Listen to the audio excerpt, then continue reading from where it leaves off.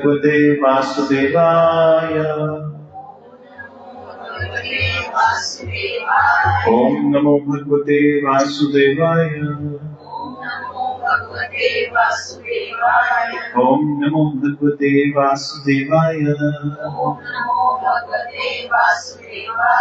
कृष्णाय वासुदेवाय देवकी नंदनाय च नंद गोप कुमाराय गोविंदाय नमो नमः। हे कृष्ण करुणा सिंधु दीनबंधु जगतपते गोपेश गोपीकांत राधा कांत नमोस्तुते। तप्त कंचन गौरंगी राधे वृंदावनेश्वरी वृषभानुसुत देवी प्रणामामि हरिप्रिया। श्री कृष्ण चैतन्य प्रभु नित्यानंद श्री अद्वैत गदाधर श्रीवासादि गौर भक्त वृंद। हरे कृष्ण कृष्ण कृष्ण हरे हरे हरे राम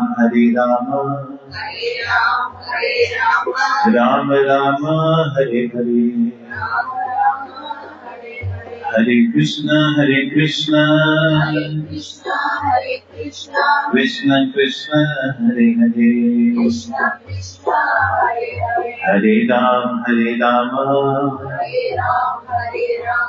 राम राम हरे हरे। हरे कृष्ण कृष्ण कृष्ण हरे हरे हरे राम राम राम हरे हरे। हरे कृष्ण कृष्ण कृष्ण हरे हरे हरे राम राम राम हरे हरे। हरे कृष्ण कृष्ण कृष्ण हरे हरे हरे राम राम राम हरे हरे।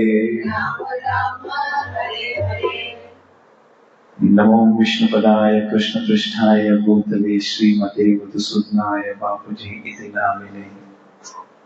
नमस्ते मधुसूदनाय भक्तिपाद प्रियाय ते दुर्लभ कृष्ण भक्तिं अति सरल कार्य।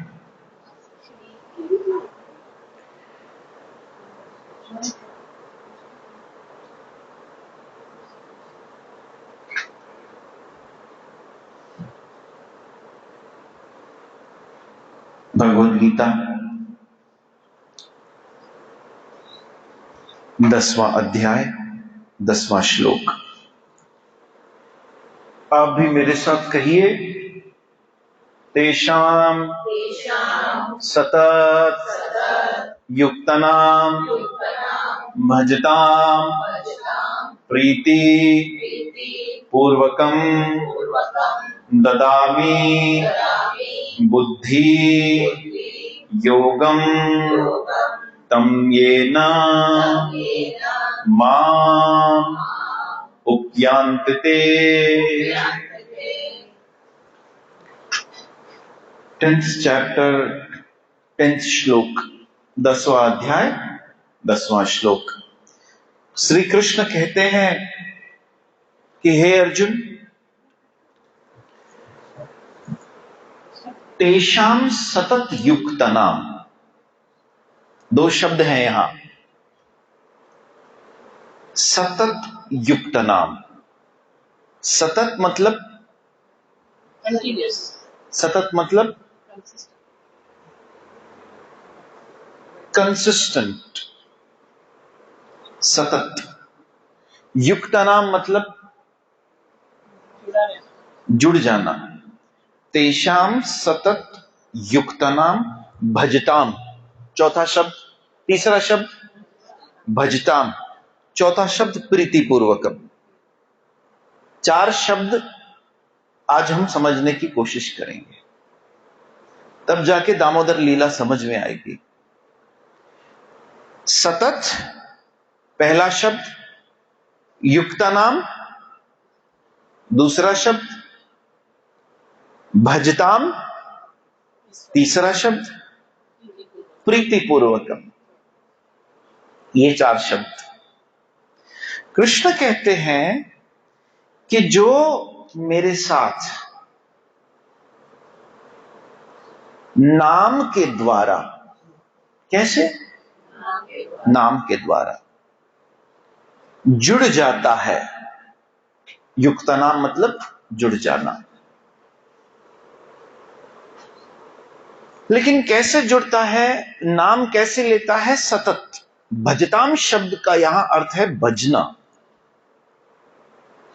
और भजना मतलब भजन गाना नहीं होता।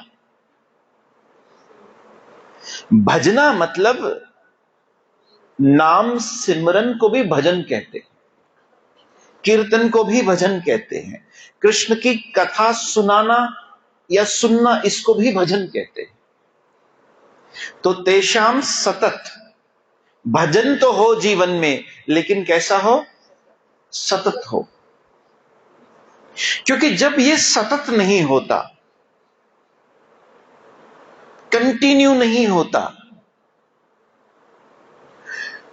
तो फिर हमारे मन के ऊपर जो प्रभाव है वो दुनिया का ज्यादा पड़ने लगता है। आप ऐसा समझिए कि एक तरफ हमने गैस पर पानी बॉईल करने के लिए रखा और दूसरी तरफ हमने ऊपर से बर्फ डालना शुरू की। तो अगर पानी को वो गर्मी नहीं मिलेगी तो क्या पानी कभी गर्म होगा? नहीं होगा।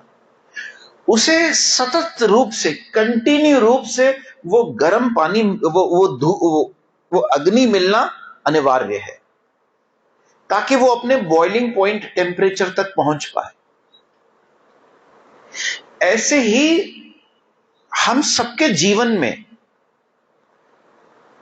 भजन कैसा हो, भक्ति कैसी हो? सतत हो। यहां पर गीता में यह कहा जा रहा है, यह सतत हो। और सतत अगर नहीं होगा तो हमारा मन डिस्टर्ब्ड, एंग्शियस, चिंतित, छोटी छोटी बात पर एंजाइटी करना, चिंता करना, भय अंदर से प्रकट हो जाना, डर जाना, इन सब विचारों में उलझा रहेगा। भगवान का भजन सबसे पहले हमें क्या प्रदान करता है? निर्भयता प्रदान करता है। हमें एक निर्भयता प्रदान करता है। आज आप जितने, हम सब यहां लोग बैठे हैं, हम सबके अंदर कोई ना कोई भय है, डर है।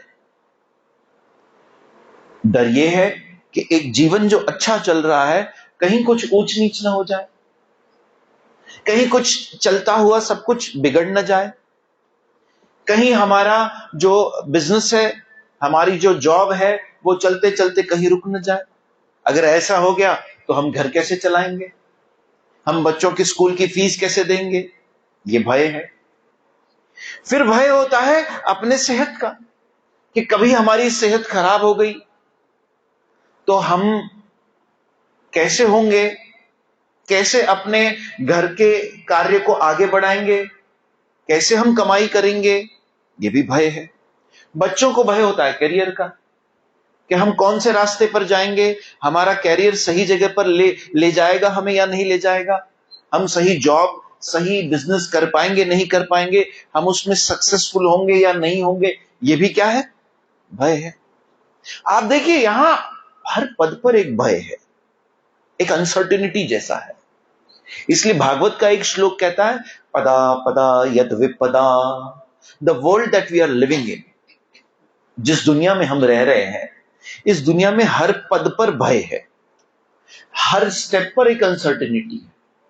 हमें क्या पता, हम आज रात को सोएंगे तो कल सुबह उठेंगे भी या नहीं उठेंगे। मैं फिर डरा नहीं रहा हूं, लेकिन देयर इज एन अनसर्टिनिटी। खबर नहीं है पल की और तू बात करे कल की। एक बार क्या हुआ, युधिष्ठिर महाराज अपने राज्य में बैठे थे, और राज्य में बैठे युधिष्ठिर महाराज, उनके सामने एक मांगने वाले याचक आए। तो युधिष्ठिर महाराज उस दिन बड़े बही खाते में, अकाउंट्स में बड़ा व्यस्त थे, अपने मिनिस्टर्स के साथ बैठे थे। तो जो मांगने वाला जो आया था, उसको कहा कि तुम कल आइएगा, आप कृपया कल आइएगा, आज मैं एक महत्वपूर्ण कार्य में हूं, कल आइएगा और हम इसे कल निपटाएंगे। भीम ने यह बात सुन ली। भीम गया, अपने साथ ढोल लेकर आया, नाचने वाले लेकर आया, ढोल बजाता बजाता भीम आ रहा है। युधिष्ठिर महाराज की जय हो, युधिष्ठिर महाराज की जय हो, युधिष्ठिर महाराज की जय हो। युधिष्ठिर महाराज ने पूछा, भाई क्या हुआ? तो भीम कहता है, मैं इस बात का जय जयकार कर रहा हूं कि आज मेरे भाई युधिष्ठिर ने समय पर जीत प्राप्त कर ली। कहा कैसे? कहा आपने ही तो उस मांगने आए वाले याचक को कहा था कि आज नहीं तुम कल आना। इसका मतलब आपने समय पर विजयी प्राप्त कर दी, ये कहते हुए कि कल का दिन मैं और आप दोनों निश्चित रूप से देखेंगे। इतने कॉन्फिडेंस से आपने कहा कि कल आना। Have you conquered over time? क्या तुमने समय पर जीत प्राप्त कर ली?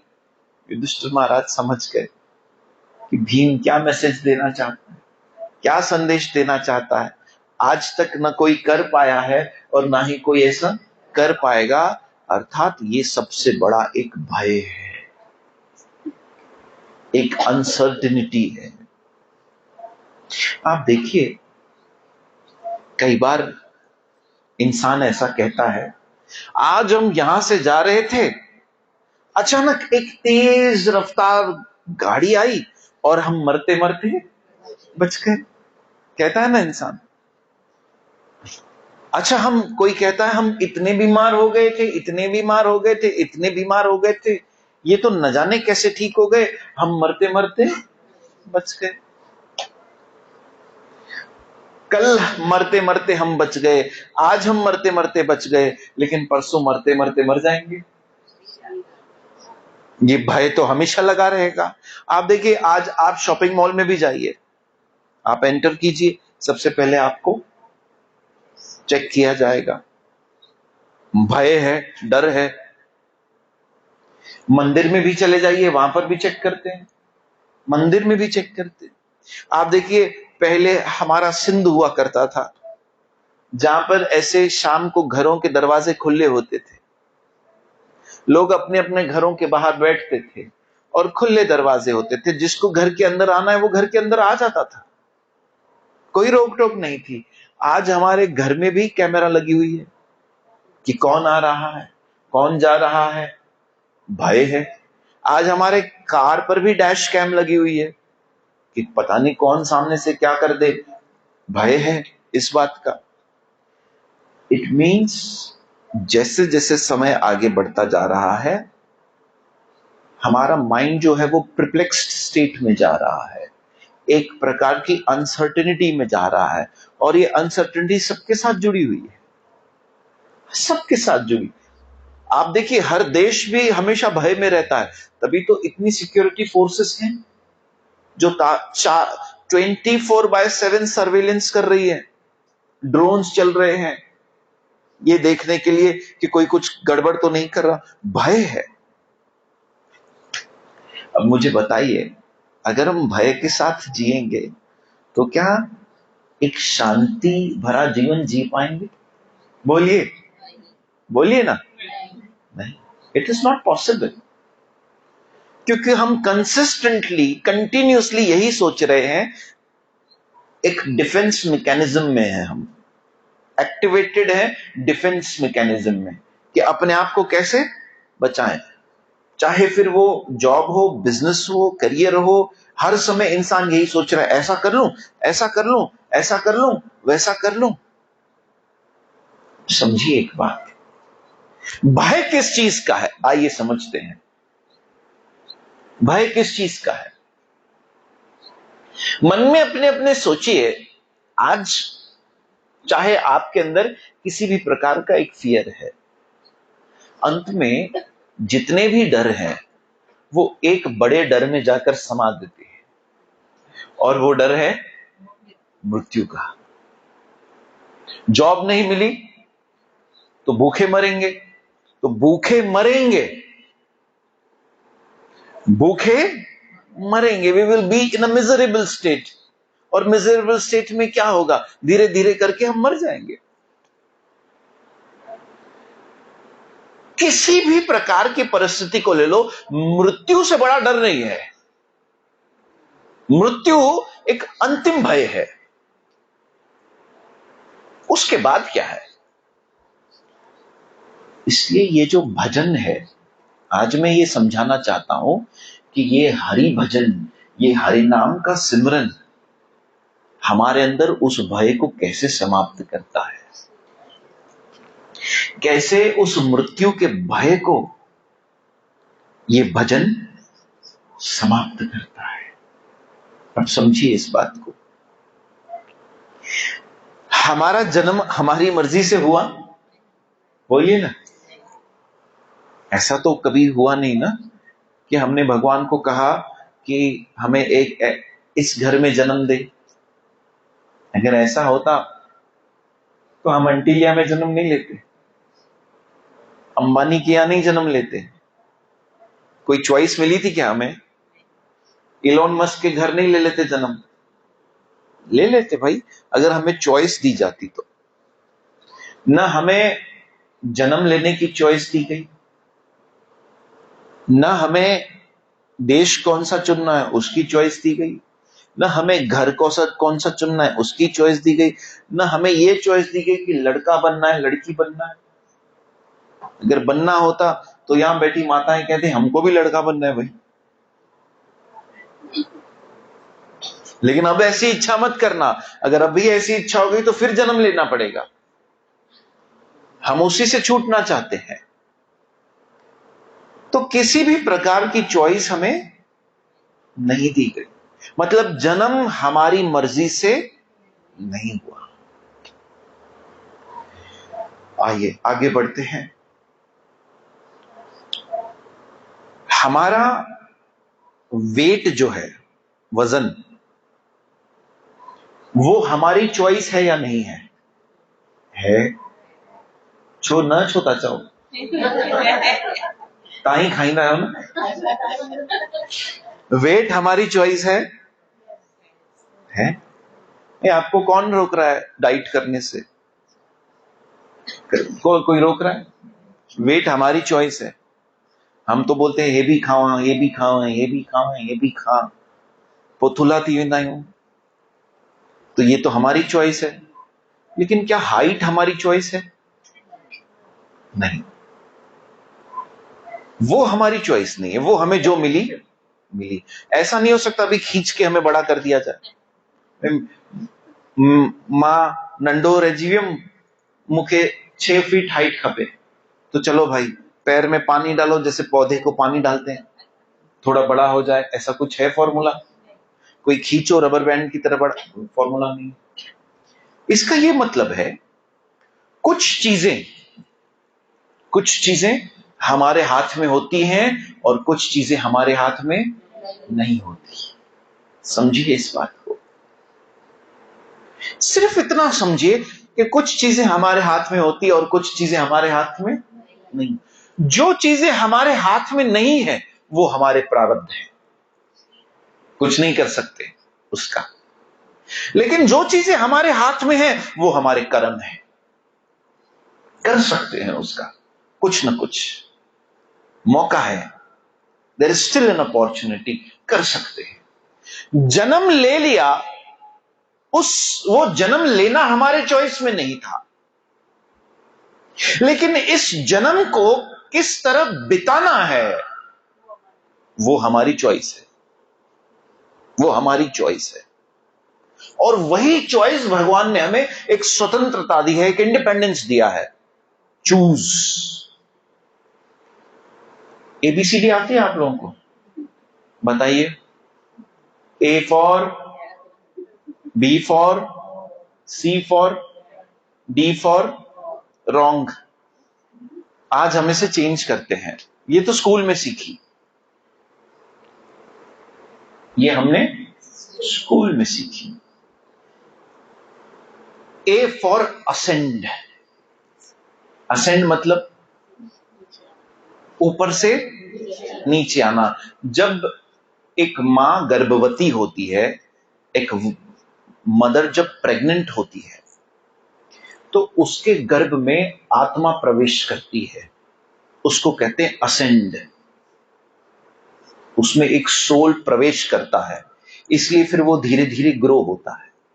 बगैर लाइफ के, बगैर जीवात्मा के कुछ ग्रो नहीं हो सकता, सब डेड मैटर है। जैसे मैं आपको पूछूं कि ये सोफा कभी ग्रो हो सकता है? नहीं हो सकता, क्योंकि ये मैटर है, डेड है, अनकॉन्शियस है, इसमें लाइफ नहीं है।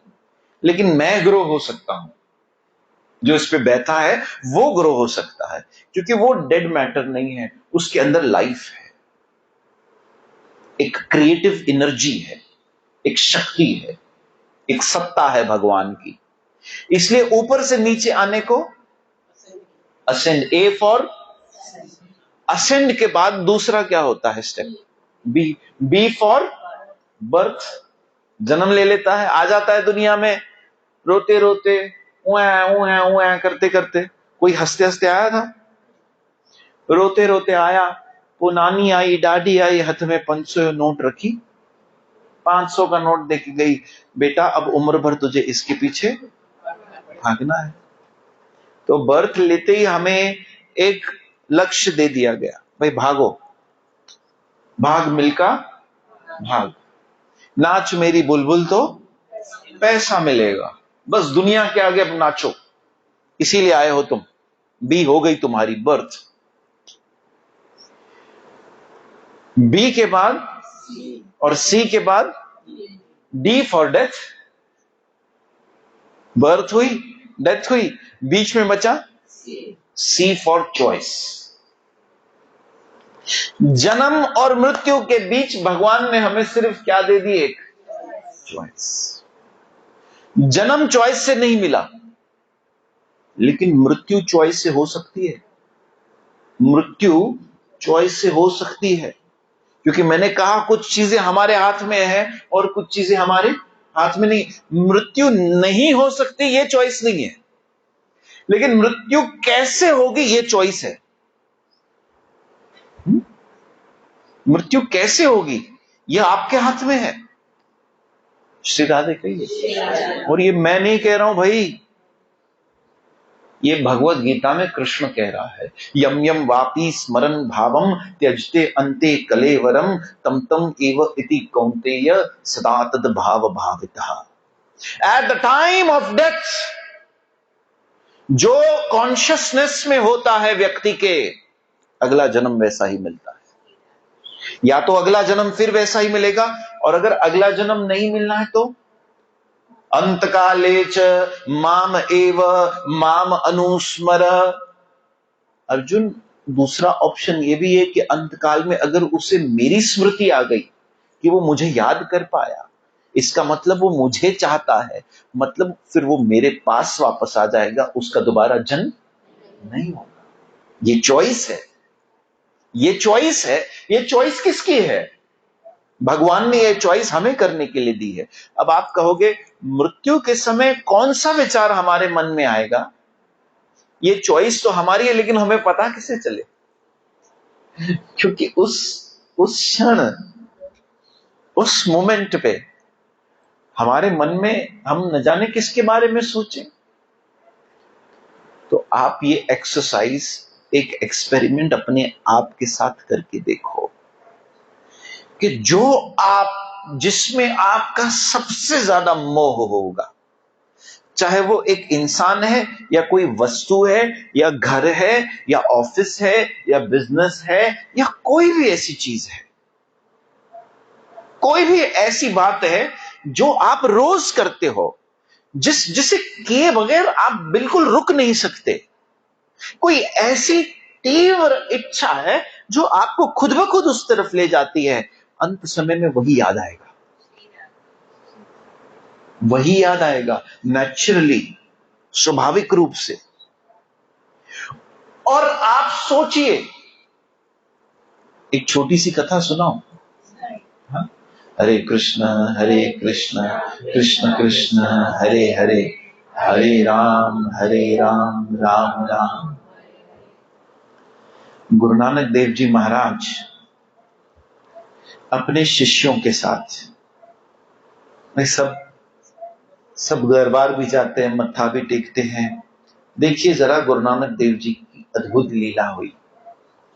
हरे कृष्ण कृष्ण कृष्ण हरे हरे, हरे राम राम राम हरे हरे, हरे कृष्ण कृष्ण कृष्ण हरे हरे, हरे राम राम राम। गुरु नानक देव जी महाराज अपने दो शिष्य बाला और मर्दाना, इनके साथ यात्रा पर जा रहे थे। अचानक बाला मर्दाना को भूख प्यास लगी, तो गुरु महाराज से कहा, गुरु महाराज कहीं रुक जाते हैं। तो एक सेठ का बहुत बड़ा बंगला था, तो गुरु नानक देव जी ने कहा इनके यहां चलते हैं। तो सेठ जी ने देखा कि मेरे द्वार पर संत आए हैं। जिसके द्वार पर संत आए, मतलब ये समझिए कि भगवान ने उनको एक बहुत बड़ा वरदान दे दिया। जिसके द्वार पर संत आ गए, मतलब भगवान ने उन्हें बड़ा वरदान दे दिया। संत कबीर तो यहां तक कहते हैं कि जिस घर में साधु संत नहीं आते, महात्मा नहीं आते, जिस घर में कीर्तन नहीं होता, जिस घर में भंडारा नहीं होता, वो घर मरगट समान जान। किस समान जान? मरगट समान, मतलब शमशान की तरह समझो वो घर को। Because there is no spiritual vibrations, it has completely become dull. कोई आध्यात्मिक ऊर्जा नहीं रही वहां।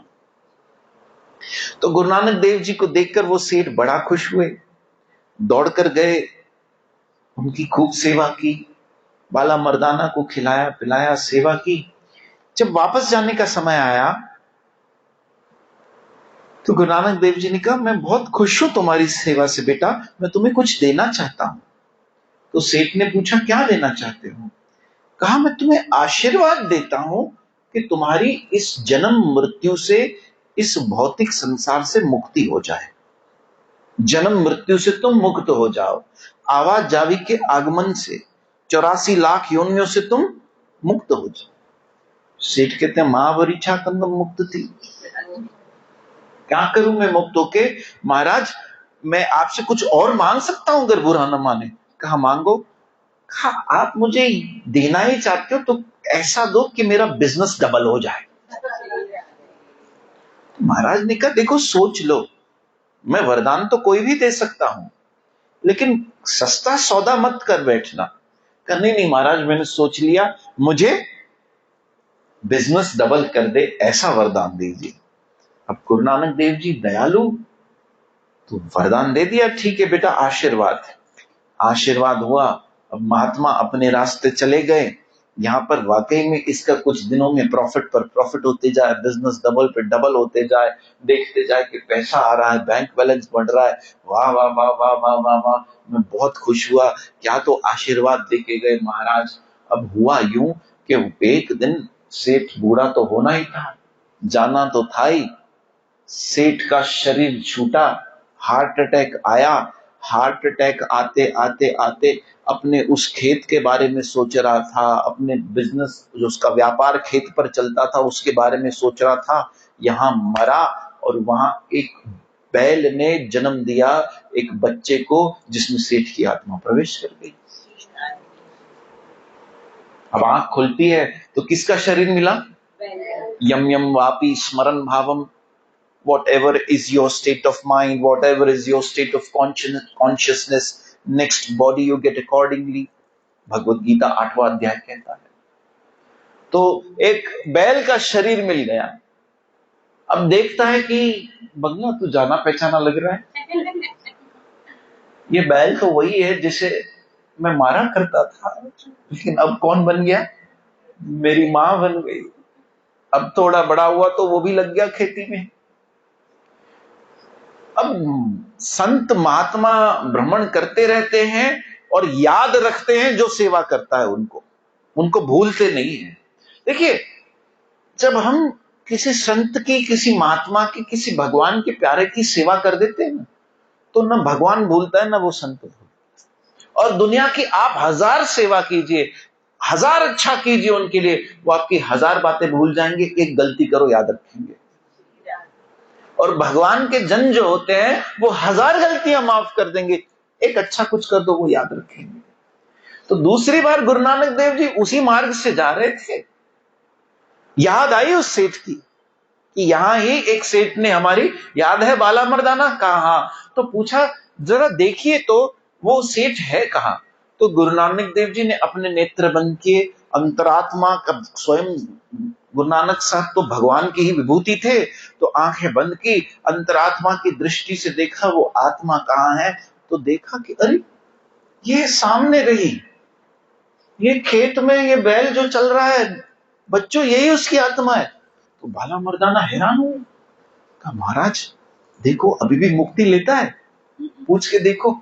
कहा हाँ यार, बेचारा एक बैल की योनि में, पशु की योनि में चला गया, दिन रात धूप में मार खा रहा है, परिश्रम कर रहा है, जाके पूछता हूं। गया, अंतरात्मा से बात की, कहा याद है मैं वही हूं जिसने तुम्हें वरदान देने की कोशिश की थी कि इस जन्म मृत्यु से छूट जाओ, अब भी मौका है, कर दो आशीर्वाद।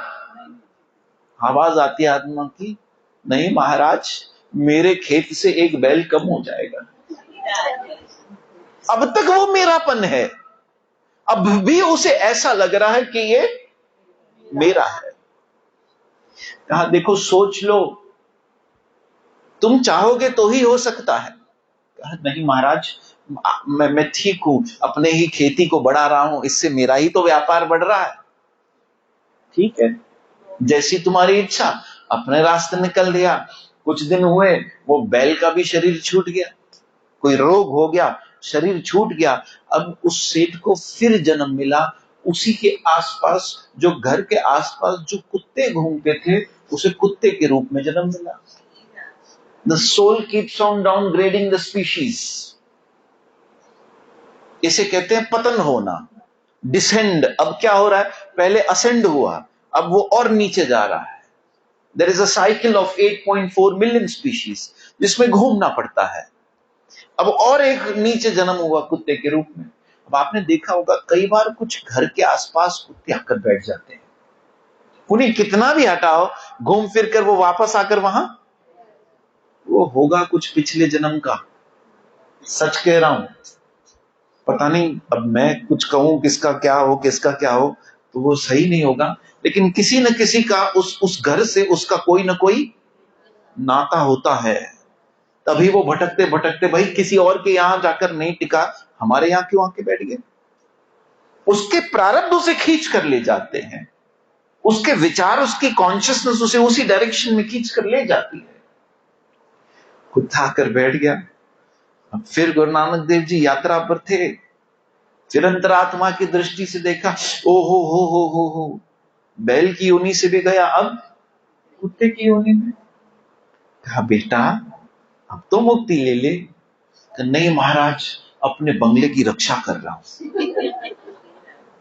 कोई चोर वोर आते हैं तो भौंकता हूं, भाग जाते हैं, चारों दिन 4 पहर घूमता रहता हूं आसपास, कोई दूसरा कुत्ता आता है तो उसे आने नहीं देता हूं, मेरा घर है भाई, भगा देता हूं उसे। महाराज जी बोलते हैं भाई जैसे तेरी इच्छा, आगे बढ़ते हैं। कहां से भौंक रहे हैं भाई? मैं बोला याद आ गई उसे, वो कौन बुला रहा है ये। तो आगे बात बढ़ी, कुत्ते का भी शरीर छूटा। नहीं मत बैठो, शरीर छूटा। अब एक निम्न और एक स्टेप नीचे चला गया, सांप की योनि मिली। फिर गुरु नानक देव जी ने पूछा, बेटा अब तो तुझे सांप की योनि मिल गई, अब है ना जो मेरे बच्चे थे उनके बच्चे हो चुके हैं, अब मैं कभी कभी खिड़की से जाके अपने नाती पोतों को देखकर खुश होता हूं, कभी घर में सेण वेण आते हैं तो उनको डराता हूं, तो मैं सुखी हूं महाराज, मैं सुखी हूं। It is such an illusion कि हम अपने आप को कहते हैं हम सुखी हैं, लेकिन मन जानता है हम कितने बेजार हैं।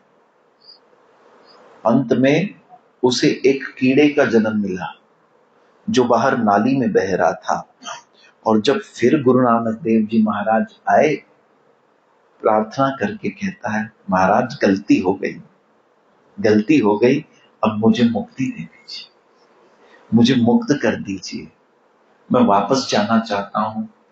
कहां मैं मनुष्य था और अब कहां मैं अपने ही उस बंगले के बाहर जो नाली बह रही है उसमें बह रहा हूं। जब राजसु यज्ञ हो रहा था द्वापर युग में, युधिष्ठिर महाराज पांडव भगवान को जब आमंत्रण देते हैं, तैयारी कर रहे होते हैं राजसु यज्ञ की, तो वहां छोटे छोटे कुछ जीव जो जमीन पर घूमते हैं वो दिख जाते हैं। तो कहते हैं अरे रे रे रे रे, ये देखो एक छोटा सा जीव यहां आ गया है। तो उठाने जाते हैं तो कृष्ण उनकी आत्मा में झांककर कृष्ण कहते हैं, युधिष्ठिर तुम्हें पता है तुमने अभी जिसको उठाकर फेंका बाहर वो कौन था? वो 16 बार इंद्र देवता बन चुका था। 16 times he has been Indradev, और अब उसके कर्मों के कारण उसका ऐसा पतन हुआ कि वो कीड़ा बनकर आया है। आप सोचिए कि किस तरह से इंसान के कर्मों की गति उनको कहां से कहां ले जाती है। इसीलिए इस दुनिया को कहा गया जन्म मृत्यु का सागर। इसे क्या कहा गया? It is an ocean of birth and death. At every moment someone is taking birth somewhere, and at every moment someone is dying somewhere. जा रहे हैं। ये सागर है एक, जन्म लिया मरे, जन्म लिया मरे, जन्म लिया मरे। एक योनि में से निकले दूसरे में गए, दूसरे में से निकले तीसरे में गए, कभी देवता बन गए, कभी कीट बन गए, कभी पक्षी बन गए, कभी पशु बन गए, कभी पौधे बन गए, कभी प्राणी बन गए, कभी हमें रेंगने वाली मां मिली, कभी हमें उड़ने वाली मां मिली, कभी हमें 4 पैर वाली मां मिली, कभी 2 पैर वाली मां मिली। ऐसे हमारा जीवन चलता गया, क्योंकि यम यम वापी स्मरण भावम त्यजते अन्ते कलेवरम। अब उस क्षण के लिए ये सतत शब्द आया है। गीता का जो श्लोक है जिसमें कहा, कितने शब्द हमने पढ़े? तेषाम, पहला शब्द सतत, भजताम, सतत भजन क्यों करना चाहिए? ताकि वो हमारे हमारे कॉन्शियसनेस में, हमारे भावना में प्रवेश कर जाए, कृष्ण हमारे नेचर में आ जाए, हमें छींक भी आए तो मुख से निकले कृष्ण राधे, ताकि वो हमारे नेचर में आ जाए, प्रवेश कर जाए। और वो तब होगा जब सतत होगा, नहीं तो पैर भी लड़खड़ाएंगे, कहेंगे उई मां। मैंने तो बहुत हमारे सिंधी लोगों को देखा है, कहते हैं अल्लाह, तो अब सोच लो दूसरा जन्म कौन सा मिलेगा। श्री राधे कहिए। एक एक एक स्वभाव में प्रवेश कर जाना चाहिए। कृष्ण बोलिए, कृष्ण कृष्ण कृष्ण कृष्ण कृष्ण। हमारे मन में एक धारणा शक्ति होती है। धारणा शक्ति किसी कहते हैं? जो किसी भी बात को धारण कर सके। धारण कर सके मतलब जैसे आप पानी का ग्लास लेते हो, तो ग्लास इस आकार में बना होता है कि वो पानी को धारण कर सके, वो उस शेप में बना हुआ है। आप फ्लैट नहीं ले सकते, अगर फ्लैट लोगे और उस पर पानी डालोगे तो वो पानी बह जाएगा। उसे एक आकार होना चाहिए, तब वो पानी को धारण कर पाएगा।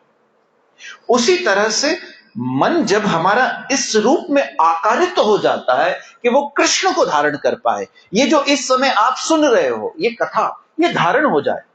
अगर मैं यहां से चला जाऊं कुछ देर में सत्संग करके और आपसे पूछा जाए आज क्या सुना, तो आपको एक एक शब्द याद होना चाहिए, एक एक सीक्वेंस याद होना चाहिए। अगर आप मुझसे आज पूछो कि इतने साल पहले तुम्हारे गुरु महाराज ने जो तुम इस सत्संग में गए थे, चाहे वो नागपुर में हो, अहमदाबाद में हो, जयपुर में हो या अमेरिका में हो, क्या कहा था, मैं आज भी याद से बता सकता हूं कि उस समय ये उदाहरण कहां दिया था उन्होंने।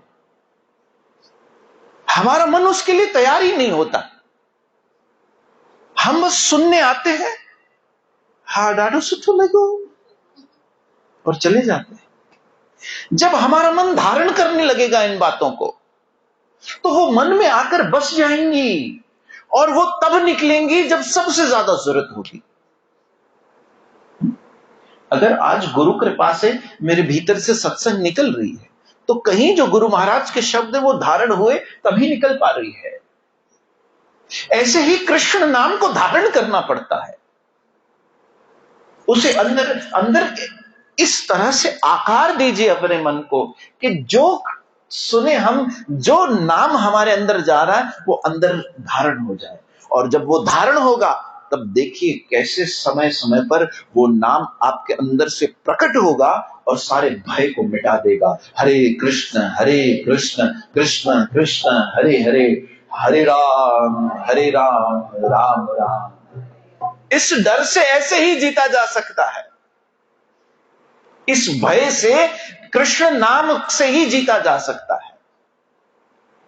यह कृष्ण नाम हमें इतना अंदर से मजबूत बना देता है, इतना स्ट्रांग कर देता है कि समय समय पर कुछ बुरा हो भी जाए तो ऐसा लगता है वाह कृष्ण, आपने कितनी दया की ऐसा करके, ये आप ही की कृपा है कि ऐसा हुआ। संत कबीर कहते हैं भला हुआ मेरी मटकी फूट गई, मैं पनिया भरण से छूट गई। भला हुआ, ये हम कब विश्वास करेंगे कि हर पल हर क्षण हमारा भला ही हो रहा है। लेकिन हम हर चीज को सिर्फ शरीर के सुख से तोलते हैं, हम मेजर करते हैं बॉडीली प्लेजर से, इसलिए हमें लगता है कि अच्छा हुआ ये बुरा हुआ। लेकिन जब कृष्ण नाम हमारे अंदर धारण हो जाता है, हरे कृष्ण कृष्ण कृष्ण हरे हरे, हरे राम राम राम हरे हरे। सबसे पहले ये नाम हमारे सारे प्रारब्ध को समाप्त करने लगता है। वो डर से हम मुक्त होने लगते हैं कि क्या होगा बाद में हमारा। अरे नाम ये सारे पापों का हरण कर देता है। एक श्लोक मेरे साथ गाइए, गाओगे? ब्रजे वसंतम नवनीत चौरम गोपंगनाना चतुकूल चौरम अनेक जन्म पाप अर्जितम चौरम चौराणाम अग्रगण्य माने। इसका मतलब क्या है? ब्रजे वसंतम नवनीत चौरम, कि ब्रज में वास करने वाले हे गोविंद, हे हमारे प्यारे मनमोहन श्याम सुंदर, लोगों ने तो सिर्फ इतना जाना, ब्रजे वसंतम नवनीत चौरम, कि आपने माखन चुराया। लोगों ने तो सिर्फ आपको माखन चोर कहा। गोपंगना नाम चदकुल चौरम, किसी ने आपको गोपियों के वस्त्र को चुराने वाला कहा। ब्रजे वसंतम नवनीत चौरम गोप अंगना नाम चदकुल चौरम। चदु मतलब कपड़ों को कहते हैं, वस्त्र को कहते हैं, लेकिन वो जानते नहीं आप कौन हो प्रभु। that limited intelligence, that zero spiritual intelligence hides the ultimate truth. परम सत्य उनसे छुपा कर रखता है, और वो क्या है? अनेक जन्म पाप अर्जितम चौरम, कि अनेकों अनेकों अनेकों जन्मों के जीव के जो पाप है, वो मात्र आपका नाम लेने से कृष्ण चुरा लेते हो आप उसके, और उसे मुक्त कर देते हो। जब हम कहते हैं कृष्ण कृष्ण कृष्ण, अनेकों अनेकों जन्म के पाप चुरा लेते हैं। अनेक जन्म पाप अर्जितम चौरम, चौरा नाम अग्रगण्य न माने, कि आप चोरों में से सर्वश्रेष्ठ हो। You are the greatest of thief, क्योंकि आप वो चुरा लेते हो जो कोई नहीं चुरा सकता, और वो है जीव के पाप चुरा लेते हो। इसलिए कृष्ण नाम हमें सबसे पहले इस भय से मुक्त करता है कि कल क्या होगा। क्या होगा कल? हाँ, क्या होगा भैया कल? क्या होगा? क्या होगा कल? क्या होगा कल? क्या होगा कल? हाँ, क्या होगा कल? हाँ, मैं सुन रहा हूं क्या क्या बोल रहे हो आप। क्या होगा कल? होगा वही जो आप चाहोगे गोविंद। कल क्या होगा क्या नहीं होगा ये हम नहीं जानते, लेकिन आज हमारे पास एक चॉइस है। आज हमारे पास एक चॉइस है कि आज के दिन गोविंद हम आपका भजन कर लें। ये हमारे पास एक चॉइस है कि आज जो आपने हमें आज के रूप में दिया है, सुबह आंखें खुली, ओह एक नया दिन दिया भगवान ने। अब सोचो कितने लोग रात को ही टेक ऑफ कर गए, रात को ही सोने गए, उठे ही नहीं बेचारे। कितने लोग आईसीयू में गए, कितने लोग चले गए। आपकी सुबह आंख खोली मतलब भगवान ने एक और गिफ्ट दिया कि भाई आज का दिन मैंने तुझे दिया। अब तू क्या करता है इस दिन, तेरी चॉइस क्या है, क्योंकि एक दिन ऐसा आएगा जिस दिन के बाद फिर ये चॉइस अवेलेबल नहीं होगी। इसलिए आज जब मौका है, कृष्ण नाम, हरे कृष्ण कृष्ण कृष्ण हरे हरे, हरे राम राम राम। इसीलिए आइए हम सब अपने इस अपॉर्चुनिटी को, इस चॉइस को यूं न गवाएं और हर दिन ऐसे जिए कि शायद यह आखिरी दिन हो। अगर आज हमारा आखिरी दिन होता तो अपने आप से पूछिए कि हैव वी डन इनफ कि हम दोबारा किसी और योनि में जन्म न लें, कहीं और किसी के गर्भ में प्रवेश न करे हमारी आत्मा। जैसे वो सेठ का हाल हुआ वैसा हाल हमारा ना हो। It is a simple process, very simple. हमें हमारे कॉन्शियसनेस को प्यूरिफाई करना है। हरे कृष्ण कृष्ण कृष्ण हरे हरे, हरे राम राम राम। और सबसे इंपॉर्टेंट ये, अब लोग ये भी आप पूछ सकते हो कि ये सतत कैसे हो, सतत कैसे हो, कैसे होगा भाई सतत? हमें हैबिट तो है नहीं, कोई बचपन से हमें कोई सिखाया तो गया नहीं। किसी ब्राह्मण के घर में हमने जन्म, किसी वैष्णव के घर में हमने जन्म लिया तो सिखाया तो गया नहीं किसी। इसीलिए कृष्ण ने अंत में शब्द जोड़ा प्रीति पूर्वकम। ये तब सतत होगा जब तुम्हें प्यार हो जाएगा। When you fall in love, हम जिससे प्यार करते हैं ना उसके लिए कोई प्रयास नहीं करने पड़ते, वो नेचुरली होने लगता है। चौथा वर्ड प्रीति पूर्वकम, और प्रीति पूर्वकम पे ही दामोदर लीला शुरू होती है। प्रीति पूर्वकम, ये तो वो भगवान है जो अपने भक्त के हाथों में रस्सी में बंधने को भी तैयार हो गया। बांध ले भाई तू मुझे, मैं तेरा हो गया। जिसे कोई नहीं जीत सकता, जिसने समस्त ब्रह्मांड की रचना की, वो बंधने को तैयार हो गया और नाम पड़ा दामोदर।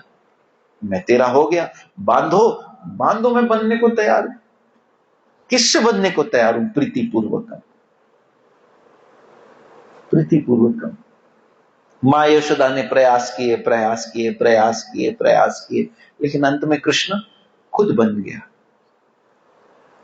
प्रेम था। मां यशोदा, आज तक मुझ पर कोई जीत नहीं पाया, लेकिन आज तेरे प्रेम की डोर से मैं बंधने जा रहा हूं और युगों युगों तक लोग मेरी इस छवि को याद करेंगे कि ये पहली बार ऐसा हुआ कि भगवान ने किसी को बांधा। इसीलिए तो ये पूरा महीना दामोदर महीना कहा गया है कि ठाकुर जी की वो जो छवि है बंधी हुई, उसको देखकर भक्त खुश हो कि भगवान आपको ऐसे बांधा भी जा सकता है, आउट ऑफ लव। ये सिर्फ अपने आप को फोर्स करने से भजन नहीं होगा। ये एक वॉलंटरली, प्यार एक वॉलंटरी बात होती है, एक नेचुरल प्रोसेस होता है। जब प्यार हो गया तो सब फिर खुद ब खुद होने लगता है। इसलिए हम किसको कितना भी कहें, माला करो, भजन करो, माला करो, सत्संग करो, कीर्तन करो, कोई जरूरत नहीं है। अगर प्यार नहीं है तो ये सब कुछ नहीं हो सकता। ये सोचो कि इसे प्यार कैसे हो, और प्यार तो वो है जो कराया नहीं जा सकता, जो बस हो जाता है, हो जाता है। कृष्ण को अपना दोस्त मान लो, वो दोस्त बन जाएगा। कृष्ण को अपना बेटा मान लो, वो बेटा बन जाएगा। कृष्ण को अपना मालिक मान लो, वो आपका मालिक बन जाएगा, बॉस बन जाएगा। कृष्ण को अपना प्रियतम मान लो, लवर मान लो, वो लवर बन जाएगा। गोपियों ने कहा कृष्ण आप हमारे लवर हो, तो उनको वैसा परिणाम दिया, उनको वैसा रिवॉर्ड दिया। माँ यशोदा ने कहा मेरा लाला है तू, तो उनके गोद में बैठ गया। अर्जुन ने कहा मेरा सखा है, तो उसके रथ पर बैठ गया, उसके रथ के कमान को अपने हाथ में ले लिया। इस तरह से हम जिस भाव से कृष्ण से अपना रिश्ता जोड़ेंगे, वो उसी तरह से हमें रेसिप्रोकेट करेगा। और यही यही यही रास्ता है सतत भजन करने का। हरे कृष्ण कृष्ण कृष्ण हरे हरे, हरे राम राम राम। आइए हम 2 मिनट कीर्तन करते हैं, आज के इस सत्संग को विराम करते हैं। दामोदर आरती की तैयारी कीजिए, उसके बाद ठाकुर जी की प्राण प्रतिष्ठा करेंगे। जय जय श्री राधे, जय जय श्री राधे।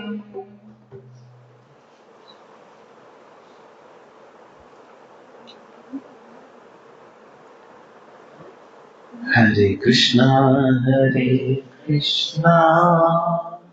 कृष्णा कृष्णा हरे हरे, हरे राम